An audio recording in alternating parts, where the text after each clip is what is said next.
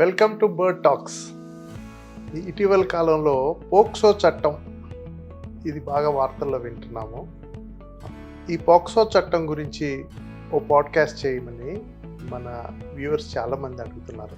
అసలు ఈ చట్టం ఎందుకు వచ్చింది, దీనిలో ముఖ్యమైన అంశాలు ఏమిటి, దీని అప్లికబిలిటీ ఏంటి, ఇందులో కొన్ని వివాదాస్పదంగా మారాయి చట్టం. అంటే ఇది ఒక డబుల్ ఎడ్జ్డ్ నైఫ్ అని కూడా కొంతమంది అంటున్నారు. ఈ చట్టం దుర్వినియోగం అవుతుంది అంటున్నారు.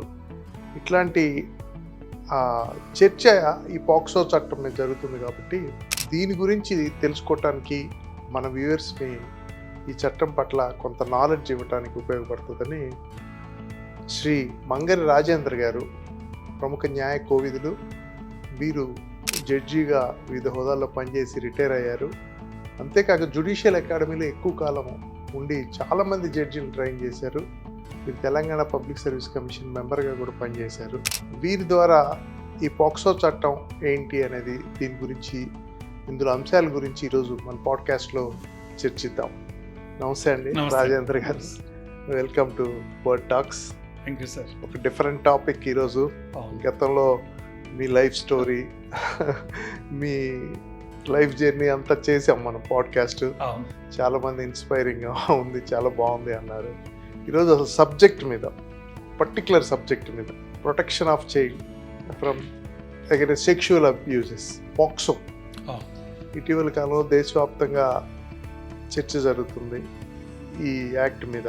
కొంతమంది చాలా మంచిది, ఇందులో చాలా మంచి అంశాలు ఉన్నాయంటారు. కొంతమంది ఏమో కొంత వివాదాస్పదంగా, కొంతమంది సెటిలింగ్ స్కోర్స్ కోసం, లేకపోతే వాళ్ళ తన స్వప్రయోజనాల కోసం మిస్యూజ్ కాబడుతుంది అని ఒక కామెంట్ ఉంది.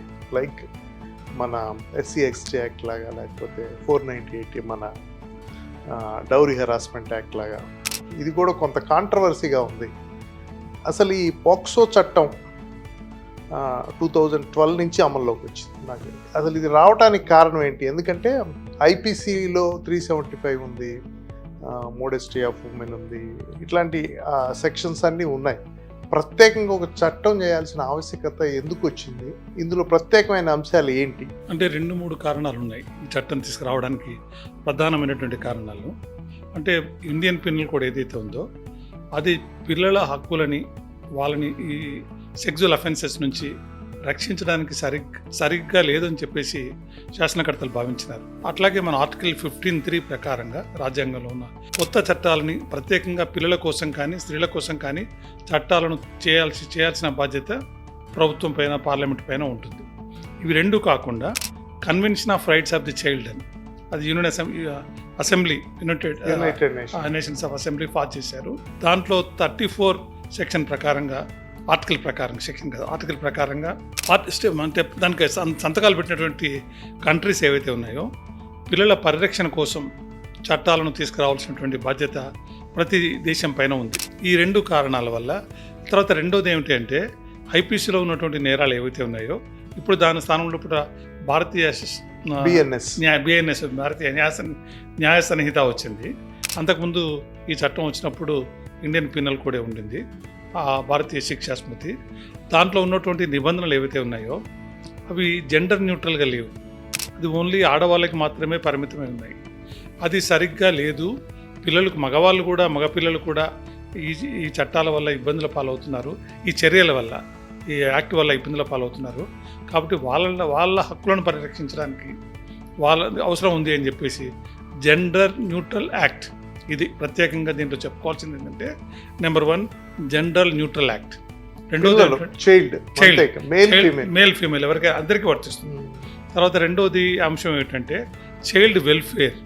ప్రతి ప్రావిజన్ కూడా చైల్డ్ దృష్టిలో వాళ్ళకి రక్షణ కల్పించే విధంగా, వాళ్ళకి ఇబ్బందులు లేకుండా ఉండే విధంగా, వాళ్ళ సంక్షేమాన్ని దృష్టిలో పెట్టుకొని ఈ చట్టంలో ప్రతి నిబంధన మొదటి నుంచి చివరి వరకు ప్రతి నిబంధనని ఆ విధంగా వాళ్ళని ప్రొటెక్ట్ చేసే విధంగా, వాళ్ళ సంక్షేమాన్ని చూసే విధంగా చేసేసారు. తర్వాత మూడవది అంశం ఏంటంటే కాన్ఫిడెన్షియాలిటీ కూడా ఉంది. అంటే చాలా అవసరం, చాలా వాళ్ళ విషయాలు, వాళ్ళ పిల్లలు ఎక్స్పోజ్ కాకూడదు. ఎవరిపైనైతే నేరం జరిగిందో వాళ్ళు ఎక్స్పోజ్ కాకుండా ఉండడానికి ఈ కాన్ఫిడెన్షియాలిటీ కోసం కూడా నిబంధనలు అనేటువంటివి ఏర్పాటు చేశారు. తర్వాత taking care of the child, పిల్లలని రక్షించడము, వాళ్ళకి ఒక బాగోగులు చూడడము, ఇవన్నీ కారణాల వల్ల ఒక చట్టం అవసరము, ఒక ప్రత్యేకమైనటువంటి చట్టం అవసరము. ఒక చట్టం కాకుండా అంతకుముందు ఏంటంటే మనకి క్రిమినల్ ప్రొసీజర్ కోడ్ మాత్రమే ఉండేది. క్రిమినల్ ప్రొసీజర్ కోడ్ లోపల ఈ ట్రయల్ ఏ రకంగా జరగాలి, పోలీసులు విచారణ ఏ రకంగా చేయాలి, సాక్షులను ఏ రకంగా విచారించాలి, ఈ విక్టిమ్స్ ఎవరైతే ఉన్నారో, బాధితులు ఎవరైతే ఉన్నారో వాళ్ళని ఏ రకంగా ప్రశ్నించాలి, దానికి ప్రత్యేకమైన నిబంధనలు సరిపోవు. ఓపెన్ కోర్ట్ ట్రయల్ అట్లాంటివి ఉండేది. ఓపెన్ కోర్ట్ ట్రయల్ ఉండేది, ఇన్ కెమెరా ప్రొసీడింగ్స్ ఉండకపోయేది. అంతేకాకుండా పోలీసులు వాళ్ళని ఏ రకంగా యూనిఫామ్లో ఉండకూడదు, ఇలాంటివన్నీ కూడా నిబంధనలు క్రిమినల్ ప్రొసీజర్ కోడ్లో లేవు అని చెప్పేసి భావించినారు. దీనికోసం ఒక చట్టమే సబ్స్టాంటివ్ లానే కాకుండా ప్రొసీజరల్ లా కూడా అవసరము. సబ్స్టాంటివ్ లా అంటే శిక్షలు వేసేటువంటిది, హక్కులు శిక్షలు ప్రొసీజరల్ లా కూడా అవసరము అని చెప్పేసి భావించినారు. ఈ కారణాల వల్ల ఒక ప్రత్యేకమైన చట్టం అవసరం ఉంది అని చెప్పేసి శాసనకర్తలు భావించినారు. తీసుకొచ్చేసి ఈ చట్టాన్ని తయారు చేశారు.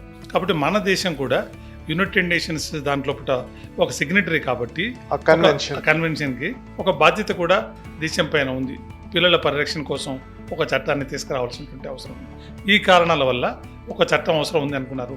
ఈ చట్టాన్ని తీసుకొచ్చారు.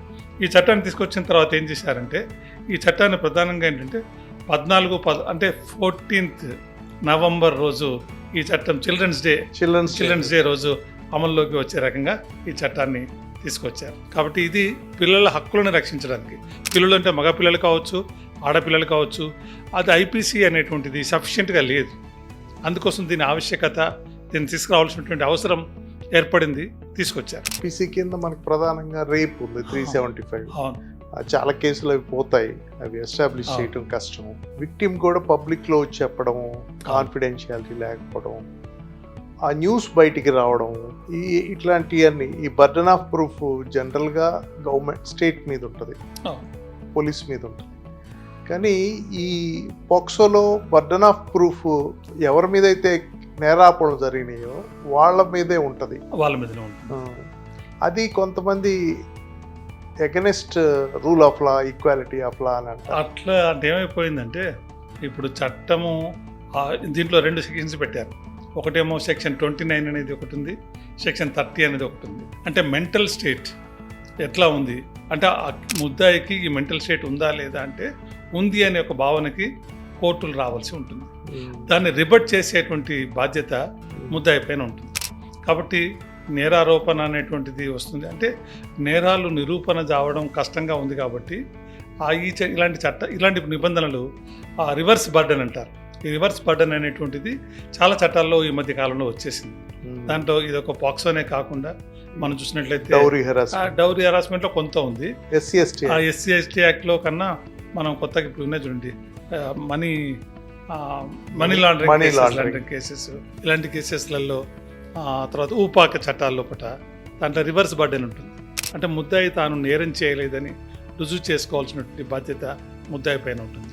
దీంట్లో కూడా సెక్షన్ 29 and 30 2 సెక్షన్స్ ఉన్నాయి. దాంట్లో ఏమంటారంటే మెంటల్ స్టేట్ అనేది ఉండాలి.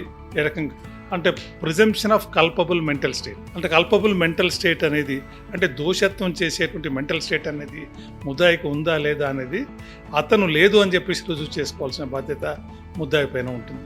కాబట్టి ఇలాంటి అంటే కొన్నిటికి ప్రిజంప్షన్ కూడా ఉంది. ప్రిజంప్షన్ ఏమన్నారు, ఏదైతే సెక్షన్ 3, 5, 7, 9 ఏవైతే ఉన్నాయో ఆ నేరాలకు సంబంధించినట్లయితే స్పెషల్ కోర్టు అంటే ప్రత్యేకమైన కోర్టు ఏదైతే ఉందో షెల్ ప్రెజ్యూమ్ అన్నారు. కోర్టు నిజమనే భావనకి రావాల్సి ఉంటుంది. ఏమని, ముద్దాయి నేరం చేశాడు, అటెంప్ట్ చేశాడు, అబేట్ చేశాడు, ఏదైతే నేరాల ఆరోపణలు ఉన్నాయో అతను నేరం చేశాడనే భావనకే రావాల్సి ఉంటుంది. షెల్ ప్రెజ్యూమ్ అంటాడు. అన్లెస్ కాంట్రరీస్ ప్రూవ్డ్ అంటాడు. అంటే వేరే రకంగా నిరూపణ జరగనంత వరకు ఇది కోర్టులు ఇలాంటి భావనకి రావాల్సి అంటారు.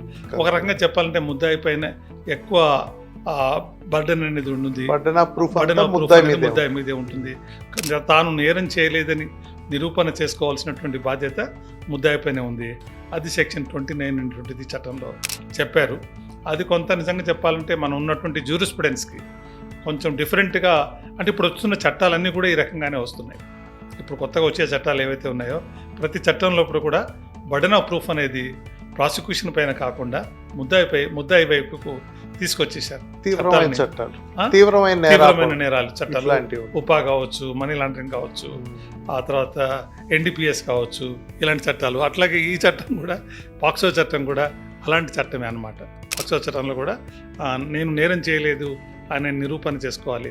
అతను నిరూపణ చేసుకోకపోతే కోర్టు అతను నేరం చేశాడన్న భావనకి రావాలి. షెల్ ప్రిజ్యూమ్ అంటాడు, అట్లాంటి భావనకు వస్తాడు. సో పాక్సో చట్టంలో చాలా ముఖ్యమైన అంశం ఏంటంటే బర్డన్ ఆఫ్ ప్రూఫ్.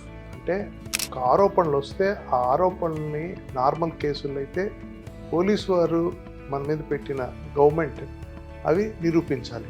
వేరాజ్ పాక్సో కేసులో నిందితులైతే ఆ ఆరోపణలు మేము చేయలేదు అని నిందితులే నిరూపించుకోవాల్సిన అవసరం ఉంది. Burden of proof lies on the accused, నిందితుల మీద ఉంటుంది.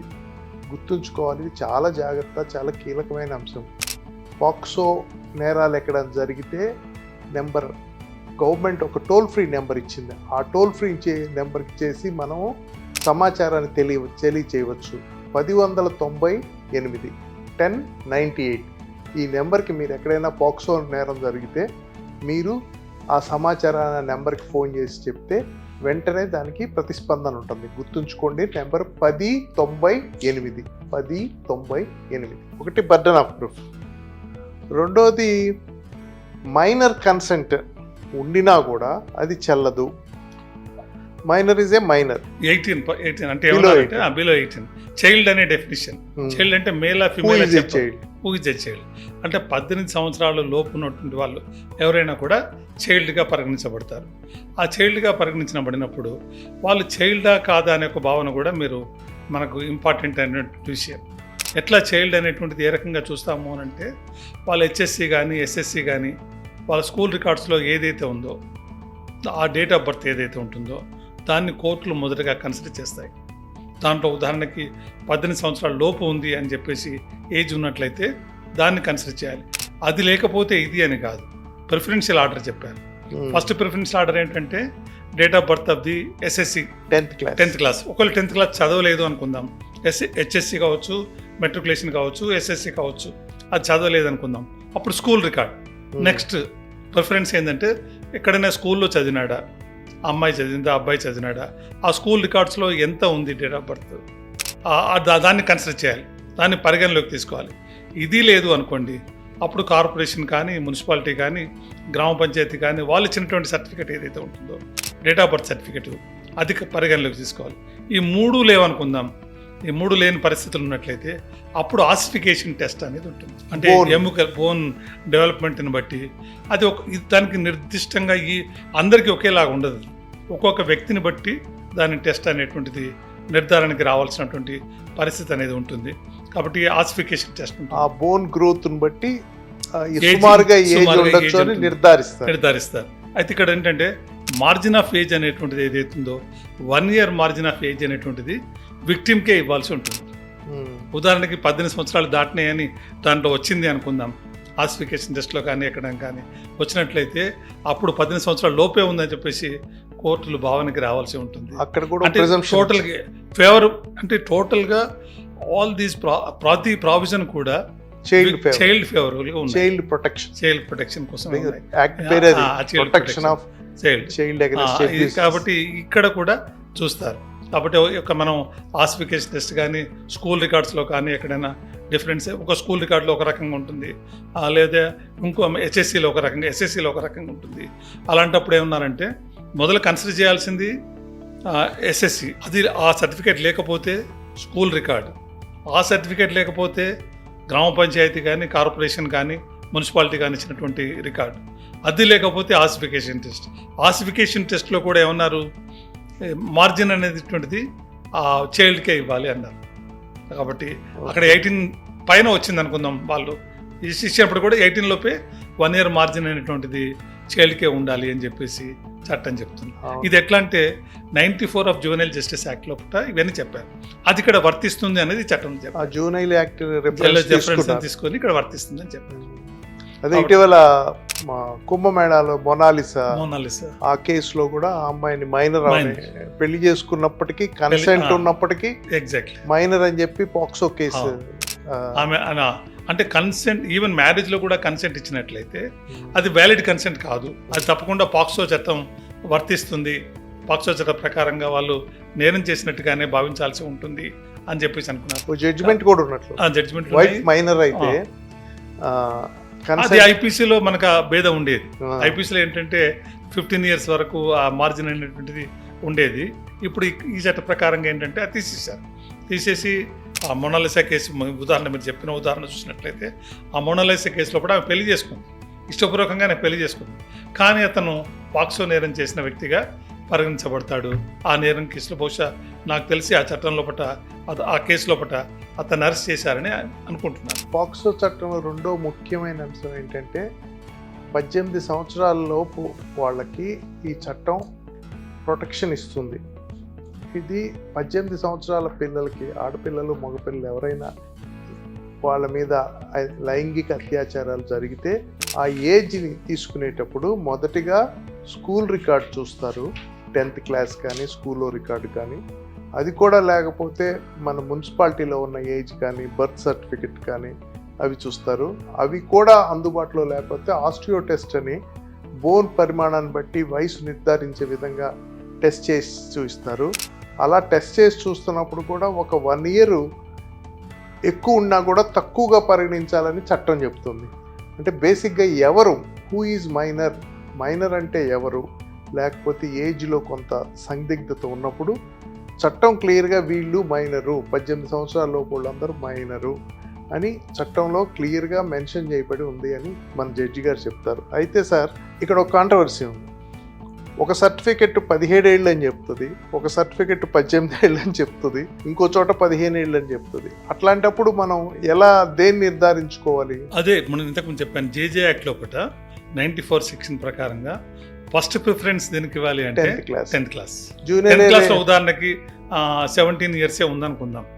బయట ఇంకో స్కూల్ రికార్డ్స్లోనో లేకపోతే ఇంకెక్కడో 18 years దాటినట్టుగా ఉందనుకుందాం. So weightage 10th class order ఇచ్చారు. సో జూనియర్ యాక్ట్ ప్రకారం నిర్ధారించిన విధంగా మొదట 10th క్లాస్ సర్టిఫికెట్ మీద ఉన్న ఏజ్ని పరిగణలోకి తీసుకుంటారు. తర్వాత స్కూల్ రికార్డ్స్లో అవి లేనప్పుడు మూడో సమీపంలో ఉన్న మున్సిపాలిటీ రికార్డ్స్ని తీసుకుంటారు. ఆర్డర్లో ఆ ఏజ్ నిర్ధారించబడేది వాటిని బట్టి. అంటే 18 ఏళ్ళు వచ్చాయా లేదా అనే అంశం మీద కొన్నిసార్లు వివాదం చెలరేగుతుంది కాబట్టి వీటిని పరిగణ తీసుకొని ఈ చట్టం ముందుకెళ్తుంది.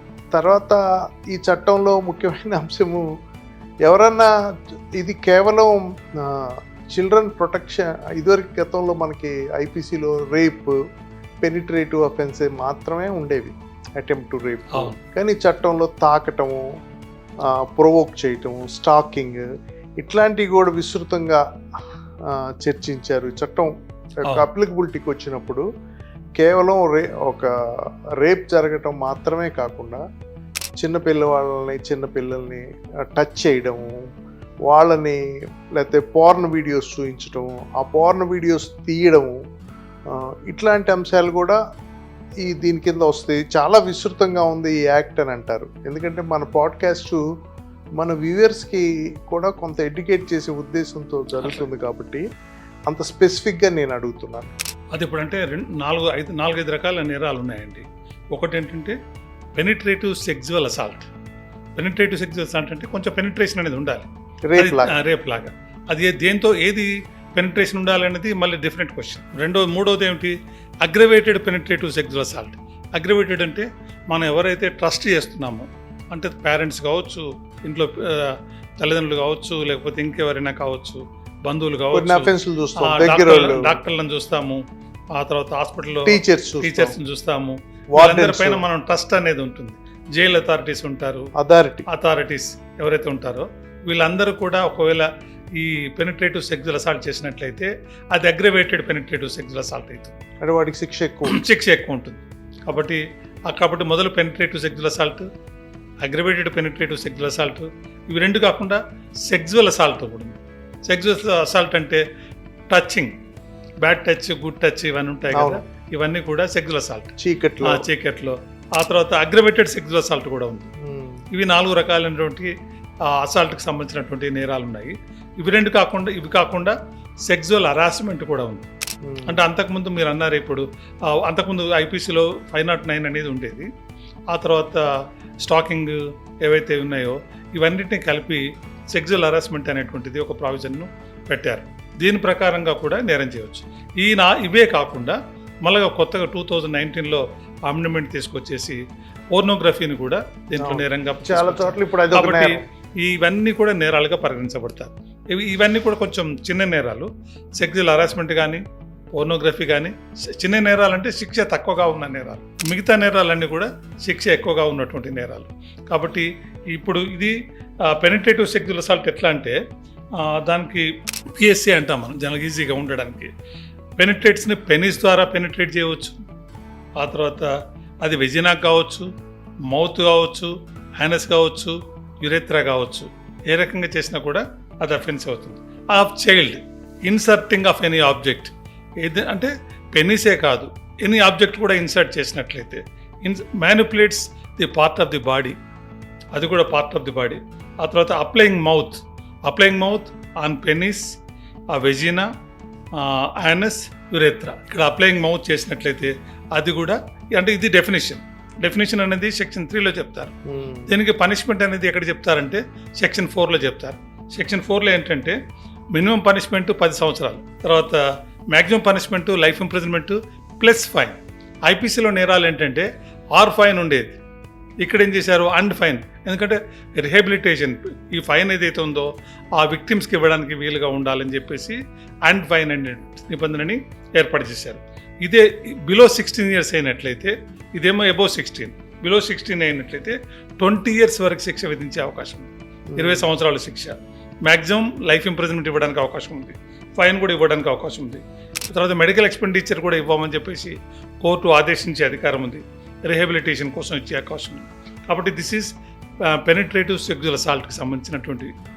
అంటే ఇక్కడ మౌత్ ఇవన్నీ ఇన్సర్టింగ్గా ఉన్నాయి కాబట్టి మగవాళ్ళు చేయవచ్చు, ఆడవాళ్ళు చేయడానికి అవకాశం ఉంది. ఇద్దరికి కూడా చాలా ఎగ్జాస్టివ్ డెఫినేషన్. అయితే అగ్రవేటెడ్, మనం ఎవరైతే నమ్మకం ఉందో, ట్రస్ట్ ఉందో అలాంటి వాళ్ళు ఒకవేళ ఈ నేరం చేసినట్లయితే ఇంకా శిక్ష తీవ్రం. అథారిటీ, రెండు ట్రస్ట్, రెండు తండ్రి, సోదరుడు, వార్డెను, డాక్టర్లు ఎవరైనా కావచ్చు, పోలీసులు, గ్యాంగ్ రేప్ అనేది ఉన్నా కూడా గ్యాంగ్ టీచర్స్ వాళ్ళ అధికార పరిధిలో ఏదైనా నేరం చేసినట్లయితే అవన్నీ కూడా అగ్రివేటెడ్ అయిపోతాయి. కాబట్టి తీవ్రంగా పరిగణిస్తారు. శిక్షా కాలం అనేటువంటిది ఎక్కువగా ఉంటుంది. మామూలుగా అక్కడ మినిమం 20 ఇయర్స్ ఉంటుంది, మ్యాక్సిమంగా లైఫ్ ఇంప్రిజన్మెంట్ ప్లస్ ఫైన్ అనేది ఉంటుంది అగ్రివేటెడ్లో కూడా. ఇట్లాగే దీనికి సంబంధించి APSC aggravated penetrative sexual assault, దాంట్లో కూడా ఇవన్నీ కూడా వాళ్ళు ఎవరెవరు ఉంటారంటే ఆర్మ్డ్ ఫోర్సెస్ కావచ్చు, పోలీసులు కావచ్చు, తల్లిదండ్రులు కావచ్చు, పబ్లిక్ సర్వెంట్ కావచ్చు, ఇంకా గ్యాంగ్ రేప్ అంటే 4 కలిసి చేసినట్లే ఒకరికన్నా ఎక్కువ అప్పుడైతే గ్యాంగ్ అవుతుంది. కాబట్టి అలాంటి నేరాలు చేసిన వాళ్ళకి ఓనర్సు, మేనేజర్సు ఎవరైనా నేరం చేసినట్లయితే వాళ్ళకి శిక్ష ఎక్కువ కావడానికి అవకాశం ఉంటుంది. కాబట్టి అక్కడ స్పెషల్ మెథడ్ అంటాము, రెండోది స్పెషల్ రిజల్ట్ అంటాము, స్పెషల్ విక్టిమ్ అంటాము. స్పెషల్ మెథడ్ అంటే డెడ్లీ వెపన్ యూజ్ చేయడం, తర్వాత బాడీలీ ఇంజరీ కాజ్ చేయడం, గ్రీవియస్ ఇంజరీ చేయడము, అవన్నీ కూడా అగ్రివేటెడ్ అవుతాయి. ఆ తర్వాత రెండోది అటెంప్ట్ టు మర్డర్ చేయడము, ఈ నేరం చేయడం కోసం అటెంప్ట్ టు మర్డర్ అనేది చేయడము, చైల్డ్ని నేకెడ్గా పబ్లిక్ లోపల పెరేడ్ చేయడము, ఇలాంటివన్నీ కూడా స్పెషల్ మెథడ్స్ అంటాం. తర్వాత స్పెషల్ రిజల్ట్ అంటే ఫిజికల్గా ఇన్కెపాసిటీ చేయడము పిల్లల్ని, ఆ తర్వాత చైల్డ్ని ప్రెగ్నెంట్ చేయడము, ఆ తర్వాత ఇన్ఫ్లిక్టింగ్ ఆఫ్ HIV చేయడము, ఆ తర్వాత డెత్ ఆఫ్ ఎ చైల్డ్ జరగడము, ఇవన్నీ కూడా అగ్రివేటెడ్ కిందకి వస్తాయి. స్పెషల్ విక్టిమ్ అంటే ఎవరంటే మెంటల్లీ ఫిజికల్లీ ఎవరన్నా వాళ్ళు ఉన్నట్లయితే, ఇబ్బందులు ఉన్న వాళ్ళు ఉన్నట్లయితే, 12 ఇయర్స్ ఏజ్ లోపు ఉన్నట్లయితే వాళ్ళందరినీ కూడాను స్పెషల్ విక్టిమ్స్ అని చెప్పేసి అంటాము. ఆ తర్వాత స్పెషల్ సిచ్యువేషన్ కూడా ఉంటుంది. అంటే కమ్యూనల్ డిస్టర్బెన్సెస్ జరిగినప్పుడు, భూకంపాలు జరిగినప్పుడు ఎవరైనా నేరాలు చేసినట్లయితే కూడా అప్పుడు కూడా అది అగ్రివేటెడ్ సిచ్యువేషన్ కిందకి వస్తుంది. అప్పుడు వాళ్ళందరినీ కూడా శిక్ష అనేది పెరుగుతుంది, తీవ్రంగా ఉంటుంది. పోక్సో చట్టంలో గతంలో ఐపీసీలో మాదిరి కాకుండా రేప్ అంటే రేపు అలానే దానికి ఒక లిమిటెడ్ డెఫినేషన్ ఇవ్వకుండా చట్టం చాలా విస్తృతంగా చర్చించింది.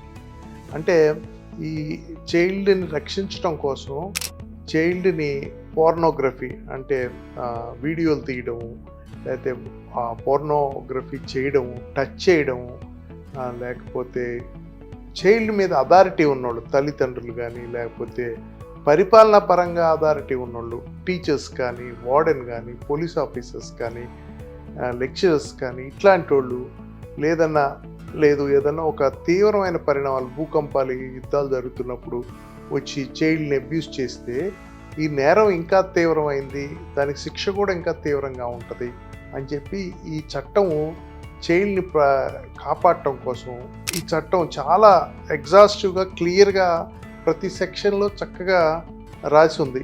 అంటే ఈ కాంటెక్స్ట్లో ఒక చైల్డ్ మీద అథారిటీ ఉన్న వాళ్ళు ఎవరైనా చేస్తే మామూలు శిక్ష కన్నా ఇంకా ఎక్కువ శిక్ష పడుతుంది అని చెప్పి ఈ చట్టంలో క్లియర్గా పేర్కొనబడింది అని మన జడ్జి గారు చెప్తున్నారు.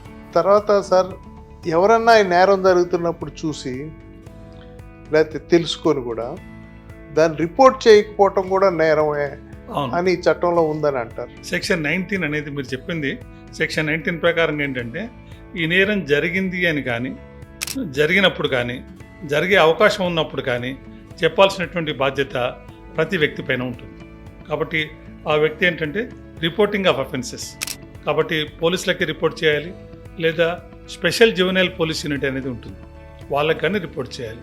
వాళ్ళు దాన్ని ఏం చేయాలంటే దానికి కేసుగా ఎఫ్ఐఆర్ కింద నమోదు చేసి కేసు పరిశోధన చేస్తారు. వాళ్ళు చేయాల్సిన బాధ్యత ఉండి చేయకపోతే అది కూడా ఒక నేరంగా పరిగణించబడుతుంది. కాబట్టి ఎవరైనా చేయకపోతే వాళ్ళపైన చర్యలు తీసుకునేటువంటి అవకాశం కూడా ఉంటుంది.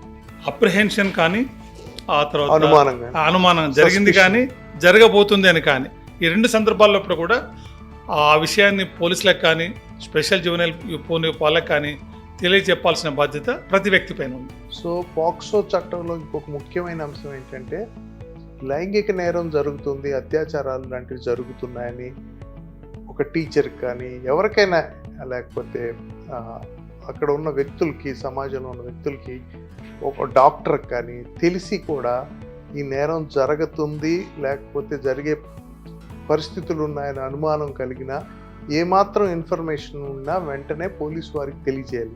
ఒకవేళ నేరం జరుగుతుందని తెలిసినా కూడా రిపోర్ట్ చేయకపోతే అది కూడా నేరం, వాళ్ళు కూడా శిక్షార్హులు అని చట్టం చెబుతుంది. దీన్ని బట్టి ఈ చట్టము ఎంత తీవ్రంగా ఉంది అంటే, ఏ చట్టం అయినా సమాజంలో ఎందుకు చేస్తారంటే, చట్టాలు ఎందుకు చేయబడతాయంటే 3 కారణాలు.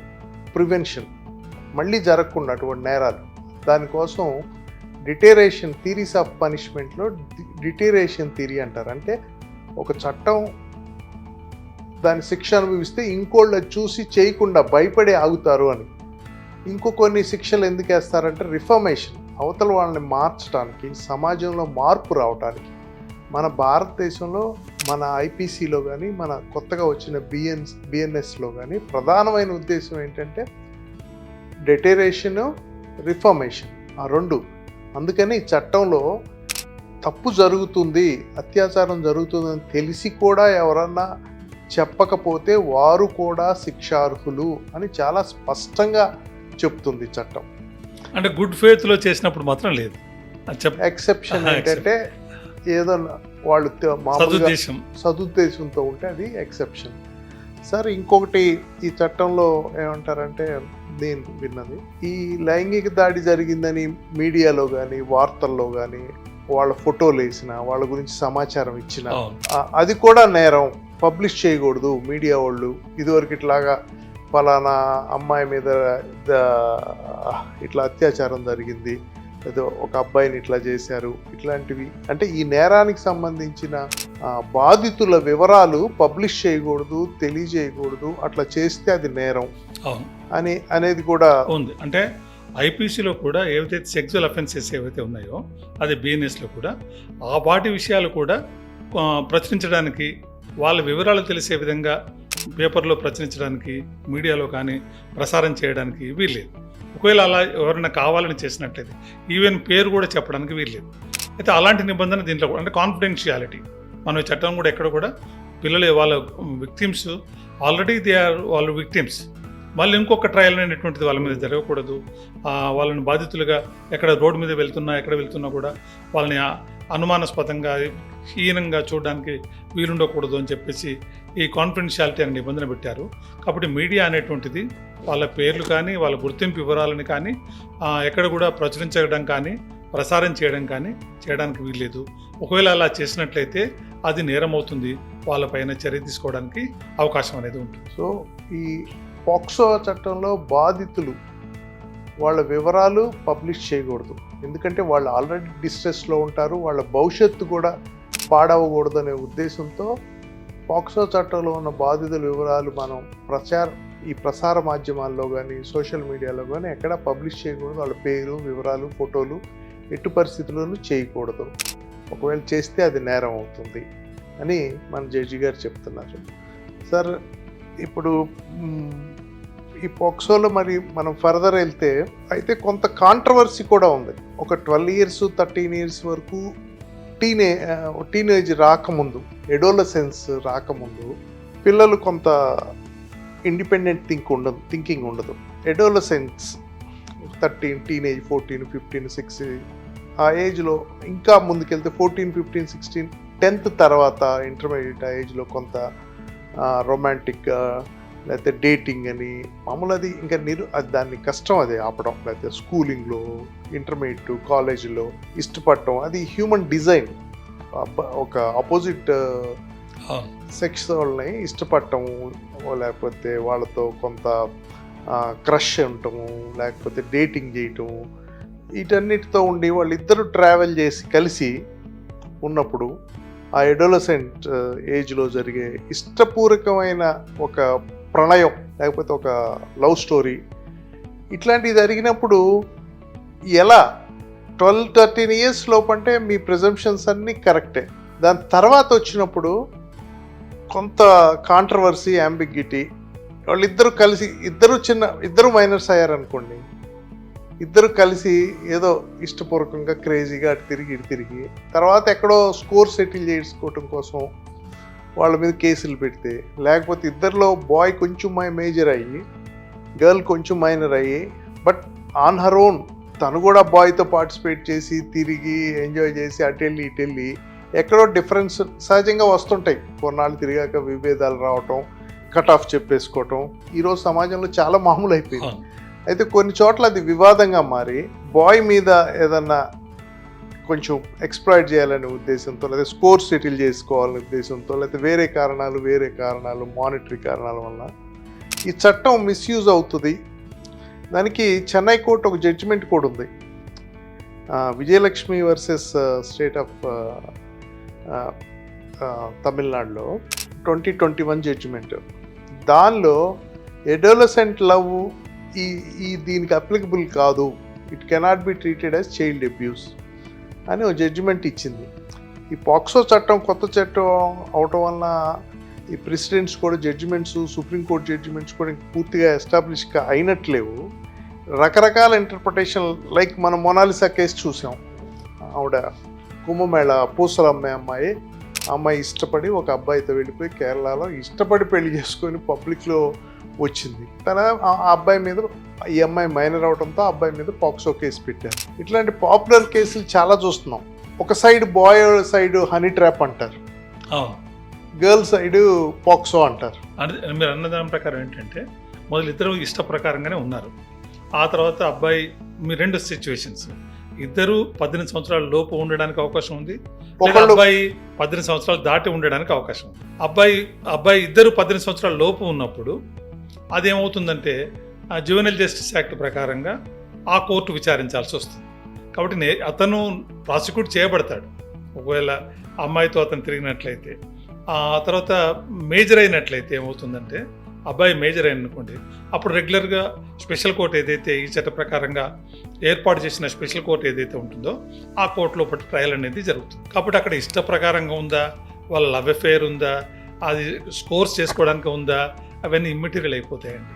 కాబట్టి పిల్లలే ఎవరైనా కూడా తల్లిదండ్రులు కానీ పిల్లలు అంటే దీన్ని చట్టంలో ఇప్పుడు ఏం చెప్తారంటే, ఈ చట్టానికి విస్తృతమైనటువంటి ప్రచారం చేయాలి, ఆ బాధ్యత ప్రభుత్వం పైన ఉంది. అంటే కేంద్ర ప్రభుత్వం పైన ఉంది, రాష్ట్ర ప్రభుత్వాల పైన ఉంది. ఈ విషయం తెలియాలి కదా. చట్టం తెలియకపోయినంత మాత్రాన నేరం కాదు అనడానికి అవకాశం లేదు కదా. కాబట్టి ఈ చట్టంలో ఒకటి ఇలాంటి నిబంధనలు ఉన్నాయి. వాడు ప్రేమించాలనుకున్నప్పుడు 18 సంవత్సరాలు పైబడిన అమ్మాయినే ప్రేమించాలి. 18 సంవత్సరాలు పైబడిన అమ్మాయిని అంటే మనం ఇది చెప్పడానికి బాగుండకపోవచ్చు, కరెక్ట్ కాకపోవచ్చు. అంటే లవ్ అనేది బ్లైండ్ కాబట్టి, మనం క్రష్ అనేది ఉంటుంది కాబట్టి మీరు అన్నట్టుగా ఉంటాయి. కానీ నేరం ఈ చట్ట ప్రకారంగా నేరం అవుతుందా కాదంటే అది ఖచ్చితంగా నేరం అవుతుంది. చాలా సంక్లిష్టమైన అంటే ఇది బాగా కాంట్రవర్షియల్ ఇష్యూ ఏమో అక్కడ. అంటే ఆఫ్టర్ 14 అవును, దట్ ఈస్ ద ఏజ్, కొంచెం ప్యూబర్టీ, ఆలోచన విధానం మారటం, కొంచెం రొమాంటిసైజ్ అవ్వడం, పిల్లలు కొంత క్రష్ అని, డేటింగ్ అని, ఇప్పుడున్న కల్చర్ కానీ సినిమాలు చూసి అందులో నాకు ఒక బాయ్ ఫ్రెండ్ కావాలి, నాకు ఒక గర్ల్ ఫ్రెండ్ కావాలని తిరగటము, తిరిగి బాగా నడిస్తే బాగానే ఉంటుంది. దీన్ని ఎక్స్ప్లాయిట్ చేయడానికి కూడా కరెక్ట్గా అవకాశం ఆ ఏజ్ వాళ్ళకి డెఫినెట్గా బిలో 12 years అయితే అది ఎక్స్ప్లాయిటేషన్, నో డౌట్. చైల్డ్ బాధితులు, చిన్నపిల్లల్ని ఏదో చేశారని 12 years లోపు వాళ్ళంటే మనం అది ప్రిజంప్షన్, మనం కూడా ఎస్ జరిగింది అని అనుకోవచ్చు. కానీ 14, 15, 16, 17, 18 అనేది ఒక ఫేజ్ ఆఫ్ లైఫ్ అందరికీ ఉంటుంది. ప్రతి మనిషి జీవితంలో క్రష్ ఉండటం, ఎడోలసెన్స్ ఉండటము, ఇష్టపడటం, క్లాస్మేట్స్ని ఇష్టపడటం, తెలిసిన వాళ్ళని ఇష్టపడటం, ఇష్టమైన అమ్మాయిని, ఇష్టమైన అబ్బాయిని అనేది ఉంటుంది. వాళ్ళిద్దరికి ఇష్టమైతే కలిసి తిరగటం, ట్రావెల్ చేయటం, సరదాగా ఉండటం, అక్కడికి ఇక్కడికి వెళ్ళటం అనేది మన సమాజంలో చాలా గమనిస్తుంటాం. మీరు అమెరికా లాంటి దేశాల్లో పర్యటించారు కదా, అక్కడ చిన్న చిన్న స్కూల్స్లోనే వాళ్ళ పిల్లలు వాళ్ళ ఇష్టం వచ్చినట్టు వాళ్ళు ఉంటారు. ఇక్కడ ఇది అంటే అవుట్ ఆఫ్ ది బాక్స్, ఇది వ్యక్తి స్వేచ్ఛ, లిబర్టీకి వ్యతిరేకం కాదా? అట్ ద సేమ్ టైం దీన్ని ఎక్స్ప్లాయిట్ చేయడానికి కూడా అవకాశం ఉండే కొన్ని కేసులు ఈరోజు సమాజంలో చూస్తున్నాం. స్కోర్ సెటిల్ చేసుకోవటానికి బాగున్నంతసేపు బాగుండి అవును ఇంకా చెడిపోగానే వెంటనే వాళ్ళ మీద కేసులు పెడితే, అంటే దాని అర్థం ఏంటంటే ఎవరైతే పిల్లలు ఉన్నారో వాళ్ళే ఎడ్యుకేట్ కావాలి, తల్లిదండ్రులు కూడా ఎడ్యుకేట్ చేయాలి, ప్రభుత్వాలు కూడా ఎడ్యుకేట్ చేయాలి. ఈ చట్టంలో ఒకట 43 అనే ఒక సెక్షన్ ఉందండి. 43 దాని ప్రకారం ఏంటంటే పబ్లిక్ అవేర్నెస్ తీసుకురావాలి ఈ చట్టం యొక్క.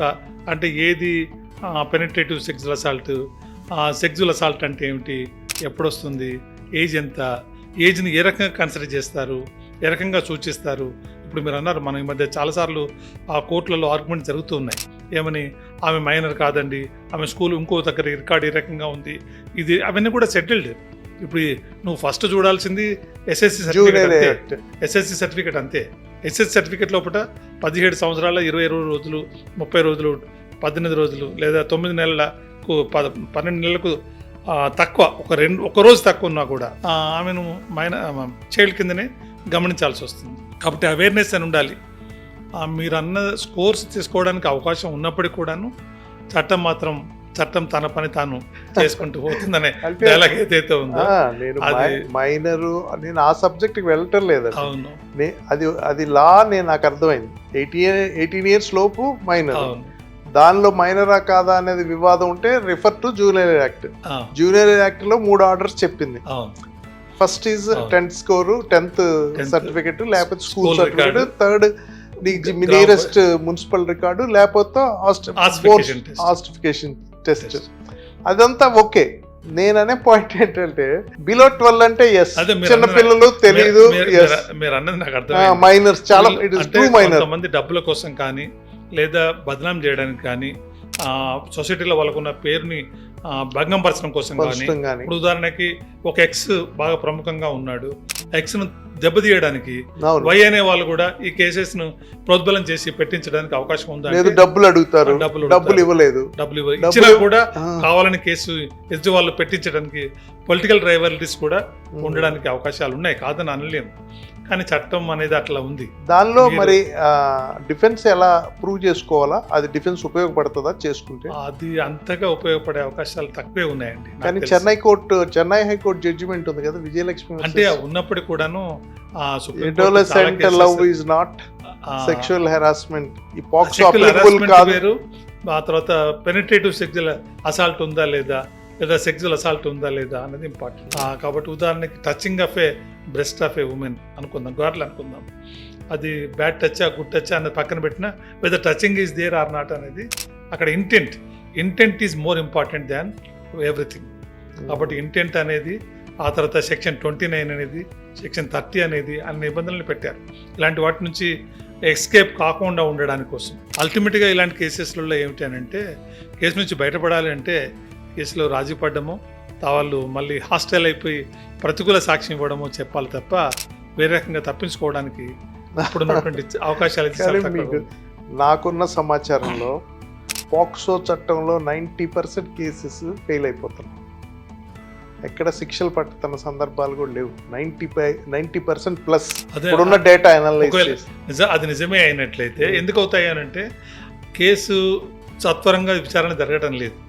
మీరేంటంటే కేసుని కాగ్నిజెన్స్ తీసుకున్న తేదీ నుంచి, అంటే కోర్టు గుర్తించినప్పటి నుంచి 30 రోజుల లోపల విక్టిమ్ స్టేట్మెంట్ నమోదు చేయాలి. ఆ రకంగా జరుగుతుందా ఇప్పుడు? లేదు. విక్టిమ్ స్టేట్మెంట్ని కోర్టులో నమోదు చేస్తే కొంత బలంగా ఉంటుంది. తర్వాత కేసు విచారణ సంవత్సరం లోపల సాధ్యమైనంత వరకు సంవత్సరం లోపల కేసు విచారణ జరగాలి. సంవత్సరం లోపల కేసు విచారణ జరగదు. ఒక 4 సంవత్సరాలు జరుగుతాయి. అప్పటికి ఆ అమ్మాయి రాజీ పడవచ్చు, లేదా ఎందుకు అని చెప్పేసి అనుకోవచ్చు. వీళ్ళు ప్రలోభ పెట్టడానికి అవకాశాలు ఉన్నాయి. డబ్బులు ఇచ్చి ప్రలోభ పెట్టవచ్చు, బెదిరించి భయపెట్టవచ్చు. రకరకాల కారణాలు, మనం ఈ కారణము ఆ కారణం లేదా వాళ్ళే రికన్సైల్ కూడా కావచ్చు. మనం ప్రేమించాము, తిరిగాము, ఇప్పుడు ఎందుకు అనవసరంగా ఆయన జీవితాన్ని పాడు చేయడము అని చెప్పేసి కూడా అనే భావనకు కూడా వాళ్ళు రావచ్చు. ఈ అన్ని కారణాల వల్ల వాళ్ళు కోర్టులో సరైన సాక్ష్యం చెప్పే అవకాశం లేకపోవచ్చు. పోక్సోలో ఈ కేసు 1 yearలో స్పెషల్ కోర్టులో విచారించాలి. బాధితురాలు విక్టిమ్ బాధితుడు అవును, కోర్టుకు రానవసరం లేదు. కోర్టుకు రానవసరం లేదనేది కాదు, కోర్టులో కూడా ముద్దాయికి డైరెక్ట్గా ఎదురుపడిన అవసరం లేదు. ఎదురుపడిన అవసరం లేదు. కాబట్టి విచారణ అనేది జరుగుతుంది. ఒకటి ఆన్లైన్ విచారణ చేయవచ్చు, ఏ రకంగా అంటే తెర వేసి విచారణ జరపవచ్చు, మిర్రర్ ద్వారా విచారణ జరపవచ్చు. డైరెక్ట్గా క్వశ్చనింగ్ అనేది ఉండడానికి వీల్లేదు. ముందుగా కోర్టుకు చెప్పాలి ప్రశ్నని, కోర్టు ఆ అమ్మాయిని ఆ ప్రశ్న అడుగుతుంది, అప్పుడు ఆ అమ్మాయి చెప్పినటువంటి ప్రశ్నని తీసుకుంటుంది. అయితే మీరు అన్న ప్రశ్నకి ఏంటంటే రాజీ పడడానికి అవకాశాలు ఉన్నాయంటే, రాజీ పడడానికి అవకాశం ఉంది. అంటే కోర్టు చట్టం చెప్పిన విధంగా 1 year లోపల కేసుల విచారణ ఒకవేళ నిజంగానే జరిగినట్లయితే కేసులు వీగిపోవడానికి అవకాశాలు తక్కువగా ఉంటాయి. ఇప్పుడు ప్రత్యేకమైన కోర్టులు ప్రతి జిల్లా లోపల ఏర్పాటు చేశారు. ఇప్పుడు మొన్నటి వరకు సరైన న్యాయమూర్తులు లేరని చెప్పేసి కొన్ని కోర్టులు ఖాళీగా ఉంచడం జరిగింది. ఇప్పుడు ఈ మధ్యన నాకున్న సమాచారం మేరకు ఉన్న డేట్స్ చూసినట్లయితే ప్రతి కోర్టుకి జడ్జిని అపాయింట్ చేశారు. వాళ్ళు అంటే ఎట్లా అవుతుందంటే, హైదరాబాదు, మేడ్చల్, రంగారెడ్డి ఈ పరిసర ప్రాంతాల్లో ఈ నేరాలు ఎక్కువగా ఉన్నాయి. ఇక్కడ కేసుల సంఖ్య ఎక్కువగా ఉంది. ఇక్కడ విచారణ అంత త్వరితగతిన జరగడం లేదు. అదే మీరు నాగర్ కర్నూలు, సిరిసిల్ల, జగిత్యాల్ ఇలాంటి చిన్న చిన్న ప్లేసెస్లలో అయినట్లయితే కేసుల విచారణ అనుకున్న రీతిలో త్వరితగతిన జరుగుతున్నాయి. ఇక్కడ జరగడానికి అవకాశం లేదు.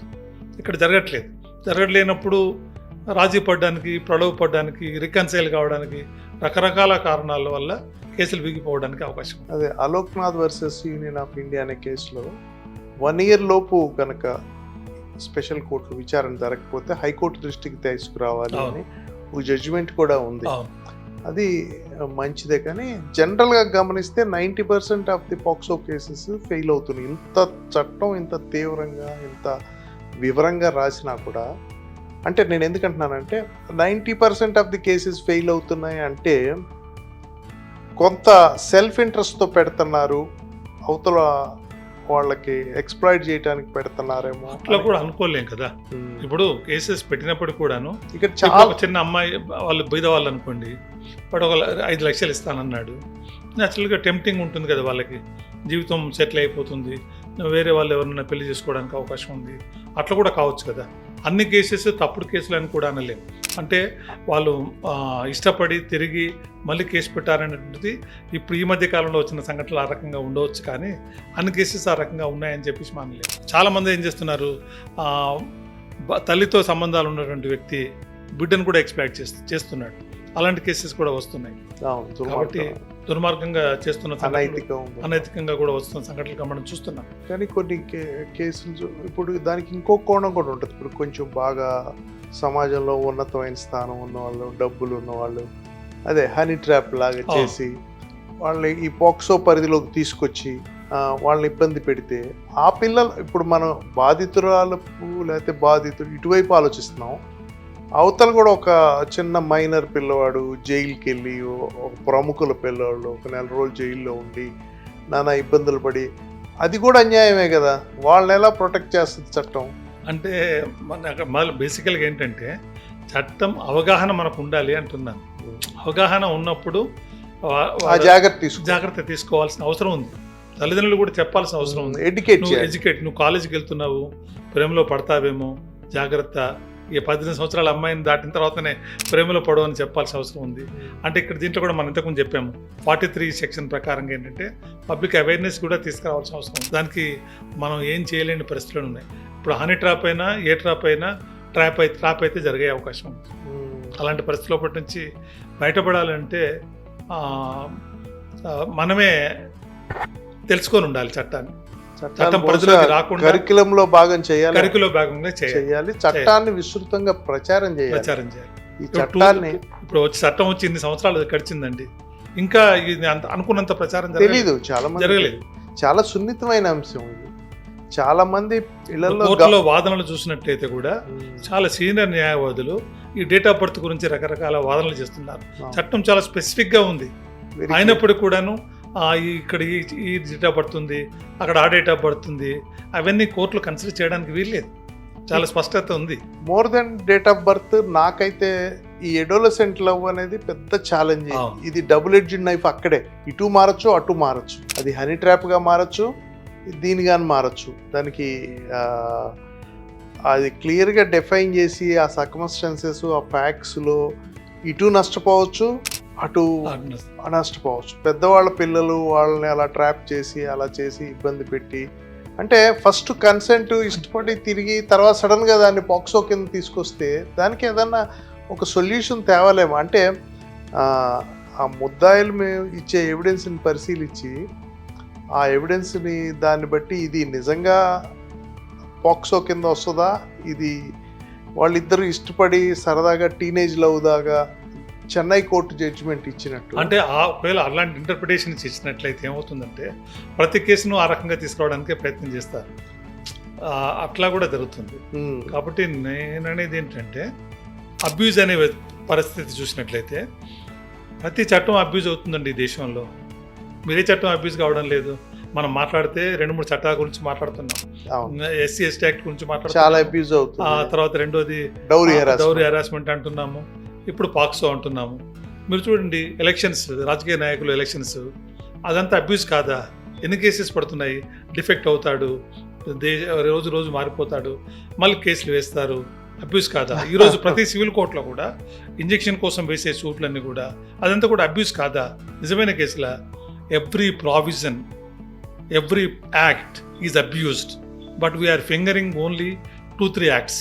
కానీ ఇవి చాలా ఇంటెన్స్ కేసులు సార్. ఫర్ ఎగ్జాంపుల్ నేను చూశాను, నాకు తెలిసిన కొంతమంది, ఒక టీచర్ గారు, రిటైర్డ్ టీచరు, ఆయన కొడుక్కి కోడలికి గొడవ వచ్చి, ఈయనకి ఏమాత్రం సంబంధం లేకపోయినా retired teacher, wife and husband ఇద్దరు టీచరు, వాళ్ళ అబ్బాయి పెళ్లి చేశారు, వాళ్ళిద్దరికి ఏదో గొడవలు వచ్చాయి, డౌరీ హెరాస్మెంట్ తమాహుల మీద పెట్టి పాపం వాళ్ళు జైలుకి వెళ్ళారు, ఆ దిగులతో చనిపోయారు. ఉంది కాదని అనలేదు.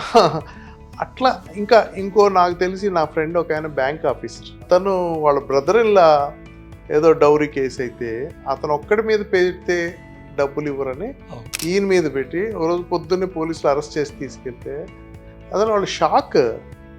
అంటే చట్టానికి ఇంకో కోణం కూడా ఉంటుంది. ఇప్పుడు ఈ కేసుల్లో కూడా అంటే బలవంతంగా చేయటం అది కాదు, ఇష్టపడి ఇద్దరు తిరగటం ఆ ఎడోలసెంట్ ఏజ్లో, చిన్న ఏజ్లో కామన్. ఇష్టపడి క్రేజీగా సినిమాలకు వెళ్తారు, తిరుగుతారు. అది పేరెంట్స్ బాధ్యత కూడా ఉంటుంది కంట్రోల్ చేయటం. వాళ్ళ అబ్బాయి పేరెంట్స్ మీద ఎంత బాధ్యత ఉంటుందో అమ్మాయి పేరెంట్స్ మీద కూడా వాళ్ళ అమ్మాయిని కొంత నియంత్రించుకోవాల్సిన అవసరం ఉంటుంది. మరి వాళ్ళిద్దరిని అలౌ చేసి తిరగనిచ్చి అంతా అయినాక పాక్సో కేసు అనే తీవ్రమైన నేరాలు, అవతల ఇంకో జీవితం కూడా పాడైపోద్ది కదా. జీవితాలు జీవితం కాదు, ఒక జీవితం కాదు. ఎందుకంటే నేను చూస్తే స్టడీ చేస్తే పాక్సో 20 ఏళ్ళు కఠిన కారాగార శిక్ష, లైఫ్ ఇంప్రిజన్మెంట్. అంటే ఒక టెండర్ ఏజ్లో ఒక అబ్బాయి ఒక అమ్మాయితో ఇష్టపడి తిరిగిన పాపానికి ఆ అబ్బాయిని లైఫ్ లాంగ్. ఇప్పుడు మన కోర్ట్ అనే ఒక సినిమా చూసాం, మీరు చాలా మంచి సినిమా, మంచి మెసేజ్ ఓరియంటెడ్. అంటే జస్ట్ టు స్కెటిల్ ద స్కోర్స్ సోషల్గా, నాకన్నా తక్కువ వాడు మా అబ్బాయిని మా అమ్మాయిని ఇష్టపడటం ఏంటి అనే ఒక భావనలో ఆ సినిమా తీసుకొచ్చారు. చాలా బాగా చిత్రీకరించారు. పోక్సో యాక్ట్ ఎలాగో దాని ఇంపాక్ట్ ఉంటుంది. ఎస్, కరెక్టే, చాలా సివియర్ పనిష్మెంట్ ఉండాలి. ఎవరికి 12-13 ఇయర్స్ వరకు ఇంటెన్స్గా ఉండొచ్చు. ఎందుకంటే అప్పుడు పిల్లలకి ఆ జడ్జిమెంట్ కెపాసిటీ, ఆ అడోలసెంట్ ఏజ్ రాదు. ఆ తర్వాత నుంచి కొంత చేంజ్ వస్తుంది, పేరెంట్స్ ఎఫెక్ట్ ఉంటుంది. అంటే 12 ఇయర్స్ లోపు అంటే నో డౌట్ నిస్సహాయులు వాళ్ళు, చిన్నపిల్లలు, అందులో క్షమించకూడదు. కానీ టీనేజ్ వాళ్ళని టిల్ మేజారిటీ వచ్చే వరకు, ఆ 12 to 18 ఇయర్స్, ఆ 4-5 ఇయర్స్ ఏజ్ వచ్చే వరకు కొంత పర్సనల్ ఇంట్రెస్ట్, బాడీలో చేంజెస్ వలన కొంత రొమాంటిసిజము, చుట్టుపక్కల జరిగే అంశాలు, మనం చూసే సినిమా ఓటీటీల్లో వస్తున్నాయి, ఇవన్నీ చూసి ప్రొవోక్ అవ్వడం, ఎవరైనా తనకు ఒక కంపెనీని ఉండటము, ఏదో క్రేజీగా ఉండటం. స్కూల్లోకి వెళ్తే ప్రతి వాళ్ళకి ఒక బాయ్ ఫ్రెండ్, గర్ల్ ఫ్రెండ్. అంటే వీటికి పరిష్కారం మనం చెప్పలేము. దీనికి పార్లమెంట్ మాత్రమే చేయాలి తప్ప, పార్లమెంట్ మాత్రమే కన్సిడర్ చేయాలి. అది అల్టిమేట్గా అట్ ద ఎండ్ పార్లమెంట్, కానీ ఇవి కూడా పరిగణనలు తీసుకోవాలి. దానికన్నా ముందు జడ్జి గారు ఏమంటున్నారంటే, section 43 of the POCSO act ఏమంటుందంటే, విస్తృతంగా ప్రచారం చేయాలి, దీన్ని అవసరమైతే కరికులంలో కూడా పెట్టాలి, తల్లిదండ్రులకి ఈ విషయాలు తెలియాలి, ఏది నేరం, వాళ్ళ పిల్లల్ని వాళ్ళు ఎడ్యుకేట్ చేయాలి, స్కూళ్ళల్లో దీని మీద ఒక ఎడ్యుకేటింగ్ క్లాసెస్ జరపాలి, దానివల్ల ఇది తప్పు, ఇది నేరం అని. Ignorance of law is no excuse. నేరం చేయడం అనేది ఎక్స్క్యూజ్ ఉండదు, బట్ ఎడ్యుకేట్ చేయాల్సిన ఆవశ్యకత ఉంది అని చట్టంలో చెప్తుంది. చాలామందికి పోక్సో యాక్ట్ గురించి తెలీదు, దానిలో ఉన్న ఆ తీవ్రత కూడా తెలీదు. తెలియక చాలామంది ఇరుక్కొని ఇబ్బంది పడుతున్నారు ఈరోజు.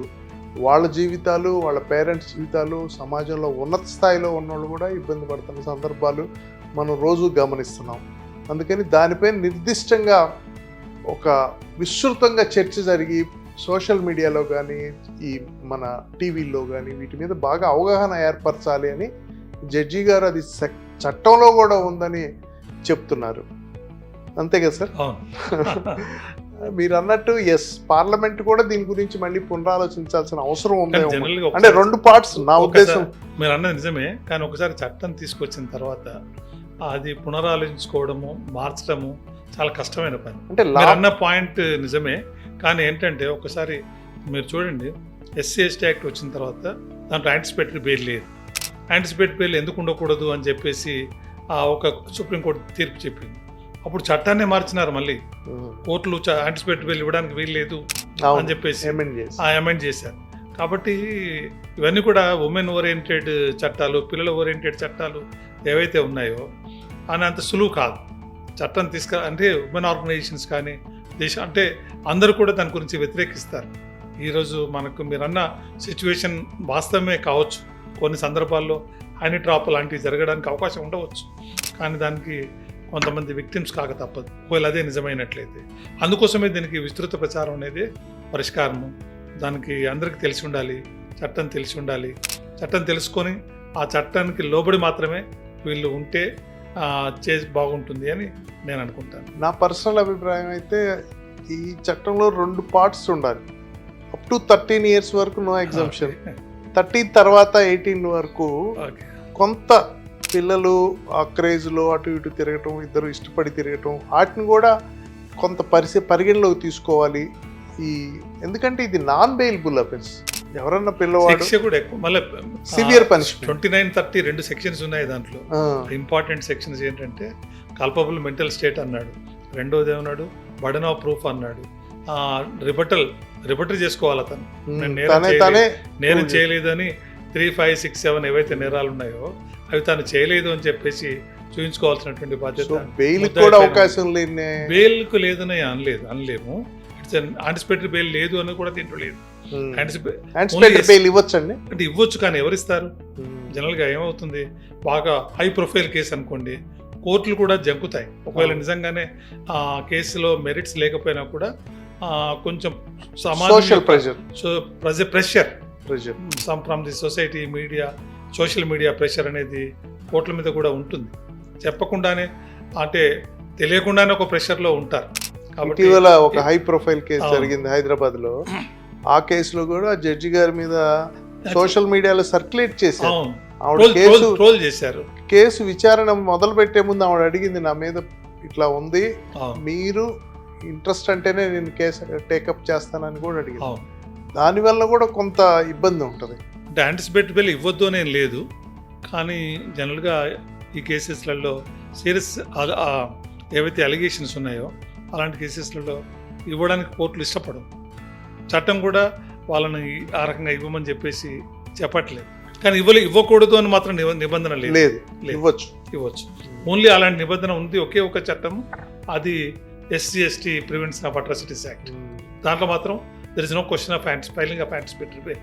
కానీ దానివల్ల కూడా అది కూడా చాలా దుర్వినియోగం అవుతుంది అని ఒక అదే నేను అనేది ఏంటంటే డిఫరెంట్ సబ్జెక్ట్ అన్నాను. దుర్వినియోగం కాని కానీ చట్టం అంటూ అంశం ఏముంది? ప్రతి ప్రావిజన్ కూడా దుర్వినియోగమే అవుతుంది. కానీ ఇది చాలా తీవ్రమైంది. చిన్న ఏజ్ లో ఉన్నోళ్ళు, అంటే ఇప్పుడు ఒక 12-13 ఇయర్స్ ఏజ్ వాళ్ళని, లేకపోతే ఒక 15 ఇయర్స్ ఏజ్ వాళ్ళని, ఒక 17 ఇయర్స్, ఒక 40-50 ఓల్డ్ మోలెస్ చేస్తేనో ఏదన్నా చేస్తే ఆ సిచ్యువేషన్స్ వేరు. ఒక 16-17 1 ఇయర్ గ్యాప్ ఏజ్ ఉన్నోళ్ళు, లేకపోతే 17-18 1 ఇయర్ గ్యాప్ ఉన్నోళ్ళు ఇష్టపడి తిరిగి ఈ కేసు తీసుకొచ్చి పెడితే మనం బాధితురాలు వైపు ఒక్కవైపు ఆలోచిస్తాం, అవతల కుర్రోళ్ళ లైఫ్ కూడా ఇదైపోద్ది కదా, అతని లైఫ్ కూడా జీవితమే వెళ్ళిపోద్ది అని. మరి పార్లమెంట్ ఆలోచించాలి ఇవన్నీ, దీన్ని ఇంకొంచెం ఎక్స్టెన్సివ్గా ఆలోచించి చట్టాన్ని అమెండ్ చేయాల్సిన అవసరం ఉందనేది నాకైతే వ్యక్తిగతంగా స్ట్రాంగ్ ఫీలింగ్. ఇది POCSO, protection of child against sexual offences. POCSO చట్టం ఈ రోజుల్లో చాలా విస్తృతంగా ప్రజలందరికీ తెలియాల్సిన అవసరం ఉంది. ఈ చట్టంలో ఏంటంటే 18 ఇయర్స్ లోపు చైల్డ్ని కనుక అబ్యూస్ చేస్తే, అబ్యూస్ అంటే ఏదో రేప్ అనే కాదు, టచ్ చేసినా, పార్న్ వీడియోలు తీసినా, వీడియోలు చేయించినా, లేకపోతే వారి వైపు స్టాకింగ్ ఉన్నా, వారిని ప్రొవోక్ చేసినా, ఇంకా బర్డన్ ఆఫ్ ప్రూఫ్ ఈ చట్ట పరిధిలోకి వస్తుంది. తర్వాత ఈ చట్ట పరిధి ఒక్కసారి కేసు పెడితే నార్మల్ కేసులకు భిన్నంగా బర్డన్ ఆఫ్ ప్రూఫ్ అంటే కేసుని మామూలు కేసుల్లో పోలీసులే నిరూపించాలి. వీడు దొంగతనం చేస్తే దొంగతనం చేశాడు అని సాక్ష్యాధారాలతో పోలీసులు నిరూపించాలి. అది నార్మల్ ప్రాసెస్ ఇండియాలో. అయితే ఈ కేసులో బర్డన్ ఆఫ్ ప్రూఫ్ నిందితులు నేను చేయలేదు ఈ నేరం అని వాళ్ళు రిబట్ చేసుకోవాలని జడ్జి గారు చెప్తున్నారు. ఇందులో శిక్షలు చాలా తీవ్రంగా 20 సంవత్సరాల వరకు కూడా ఉంది. ఇందులో ఇంకోటి ఏంటంటే, ఈ నేరం జరుగుతున్నప్పుడు గమనించి చూసి నాలెడ్జ్ ఉండి కనుక చెప్పకపోయినా కూడా అది కూడా అఫెన్సివ్. అంటే ఒక డాక్టరో ఒక టీచరో ఈ నేరం జరుగుతుందని గమనించి తెలుసుకొని నాలెడ్జ్ ఉండి రిపోర్ట్ చేయకపోతే అది కూడా ఒక అఫెన్సివ్. అంతేగాక ఈ నేరం జరిగిందని పబ్లిష్ చేసిన మీడియాలో కానీ ఎక్కడన్నా వాళ్ళ పేర్లు పబ్లిష్ చేసినా అది కూడా నేరం. ఈ నేరంలో విక్టిమ్కి చాలా ప్రొటెక్షన్లు ఉన్నాయి. వాళ్ళు ముద్దాయిలకి ఎదురుపడాల్సిన అవసరం లేదు. ఆన్లైన్లో కూడా చేయొచ్చు, లేకపోతే కర్టన్ ద్వారా కూడా వాళ్ళు సాక్ష్యం ఇవ్వచ్చు. ఇట్లా ఎక్కువ విక్టిమ్ని ప్రొటెక్ట్ చేయటం కోసం వచ్చిన, అంటే ఇండియాలో చిన్నపిల్లల పట్ల నేరాలు ఎక్కువ జరగటం, అది ఆడవాళ్ళు కావచ్చు మగవాళ్ళు కావచ్చు, ఎక్కువ జరుగుతున్నాయి. కాబట్టి ఇటువంటి గమనించి సమాజంలో ఇటువంటి జరగకుండా ప్రభుత్వం తీసుకొచ్చిన చట్టం ఈ చట్టం. అయితే ఇక్కడ కాంట్రవర్సీ అంతా నా వ్యక్తిగత అభిప్రాయం అయితే 13-14 ఏళ్ల వరకు వాళ్ళ బిలో ఉన్న వాళ్ళని ఇట్లాంటివి జరిగితే ఎస్, కానీ 14 ఏళ్ల తర్వాత 18 ఏళ్ల లోపు గనక ఇద్దరు ఇష్టపడో ప్రేమించుకోనో ఒకళ్ళొకళ్ళు క్రష్తోనో వాళ్ళు తిరిగి తర్వాత దాన్ని కేసుగా వాడుకోవాలని, స్కోర్ సెటిల్ చేసుకోవాలని, లేకపోతే హనీ ట్రాప్ డబ్బులు సంపాదించాలని కేసుని వినియోగించుకోవటం ఒక సున్నితమైన అంశం ఇది. అది చట్టం మరి ఎలా పరిగణలోకి తీసుకుంటుంది, దానికి ఎటువంటి ఇంటర్ప్రిటేషన్ ఇస్తుంది, బాధితులకి ప్రొటెక్షన్ ఇవ్వటమే కాకుండా ఫాల్స్ కేసులు పెడితే మెలిషియస్ ప్రాసిక్యూషన్ అంటారు ఐపీఎస్లో, ఇండియన్ పీనల్ కోడ్లో, ఐపీసీలో. తప్పుడు కేసులు పెడితే మరి వాళ్ళని ప్రొటెక్ట్ చేయటం ఎట్లా? సమాజంలో ఉన్నతమైన స్థానం ఉన్నోళ్ళు లేకపోతే ఇంకోళ్ళు అంటే ఇక్కడ వాళ్ళ జీవితాలు కూడా దెబ్బతింటాయి. చెప్పండి. ఫాల్స్ కంప్లైంట్ ఇస్తే వాళ్ళని ప్రాసిక్యూట్ చేయడానికి కూడా ఒక నిబంధన ఉంది కానీ అదేంటంటే సెక్షన్ 22 ఏంటంటే ఫాల్స్ కంప్లైంట్ కానీ ఫాల్స్ ఇన్ఫర్మేషన్ కానీ ఇవ్వడం వల్ల 357 ఏవైతే మన నేరాలు ఉన్నాయో 9 కానీ వాళ్ళ కింద నేరం ఒకవేళ పెట్టినట్లయితే వాళ్ళ మీద చర్యలు తీసుకునే అవకాశం ఉంది. లేదు, ఒక ప్రావిజన్ పెట్టారు, కానీ ఎంతవరకు అన్నది జడ్జి గారు ఫాల్స్ కేసులు పెట్టినా కూడా వాళ్ళ మీద మరి మళ్ళీ తిరిగి ప్రాసిక్యూషన్ చేయడానికి అవకాశం ఉంది అని కూడా చెప్తున్నారు. ఇంకా ముఖ్యమైన అంశం అంటే ఇది బెయిలబుల్ కాదు, తీవ్రమైన నేరం. అందుకని చాలా జాగ్రత్తగా ఉండాలి. తల్లిదండ్రులు వాళ్ళ పిల్లల్ని వాళ్ళ బిడ్డల్ని హెచ్చరిస్తూ ఉండాలి. టీచర్సు సమాజంలో స్కూల్లో హెచ్చరించి దీన్ని తీవ్రత గురించి తెలియజేసి ఎప్పటికప్పుడు సమాచారం ఇచ్చి విస్తృతంగా ప్రచారం జరిగి విస్తృతంగా చర్చ ఈ యాక్ట్ మీద జరగాల్సిన అవసరం ఉంది. ఈరోజు మా బర్డ్ టాక్స్లో కూడా ఎందుకు ఈ పాడ్కాస్ట్ చేస్తున్నామంటే ఇందులో భిన్న కోణాలు ఉన్నాయి. మనం ఇప్పుడు చర్చించినట్టు అడోలసెంట్ ఏజ్లో ఎట్లా చెన్నై కోర్టు జడ్జిమెంట్ కూడా ఇచ్చింది, adolescent love is not offence అని.